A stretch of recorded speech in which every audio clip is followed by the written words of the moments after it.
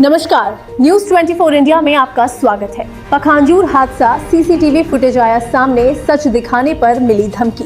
सत्ता की हनक, mining mafia का दबदबा और बेजुबानों का खून।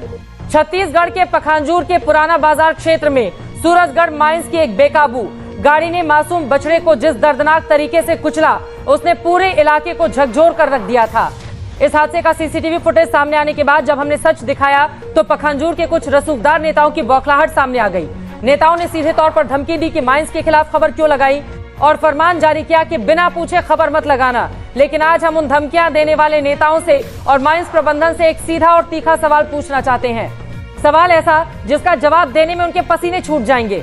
सीसीटीवी में साफ दिख रहा है कि माइंस की भारी भरकम गाड़ी ही इस दर्दनाक हादसे की जिम्मेदार है, लेकिन स्थानीय नेता माइंस के बचाव में उतर आए और खबर दबाने के लिए पत्रकार को धमकाने लगे। नेताओं का दावा था कि हादसा माइंस की गाड़ी से हुआ ही नहीं है।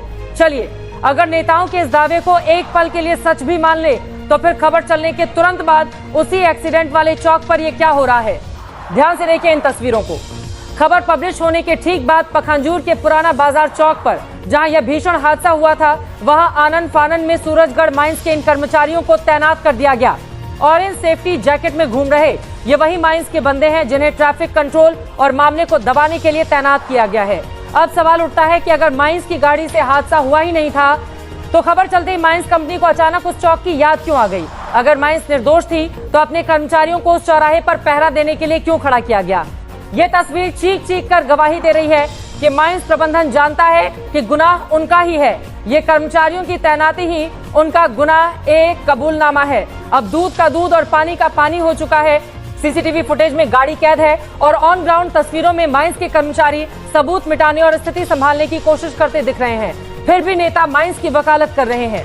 हम पूछना चाहते हैं कि क्या माइंस से मिलने वाले कथित टुकड़ों और कमीशन के चक्कर में अब बेजुबानों की जान की कोई कीमत नहीं बची। बात बात पर सड़क पर उतरने वाले तथाकथित गौरक्षक अब इस सीसीटीवी और ऑन ग्राउंड सबूत के बाद भी खामोश क्यों हैं? धमकियों से न सच दबा है और न दबेगा। पखांजूर की जनता देख रही है कि कैसे एक तरफ बेजुबान का खून बहाया जा रहा है और दूसरी तरफ सच दिखाने वाली कलम पर पाबंदी लगाने की तानाशाही चल रही है। अगर प्रशासन ने इस सीसीटीवी फुटेज और ऑन ग्राउंड सबूतों के आधार पर माइंस कंपनी पर कार्रवाई नहीं की और पत्रकारों को धमकी देने वाले नेताओं पर लगाम नहीं कसी तो जनता का सिस्टम से भरोसा उठना तय है।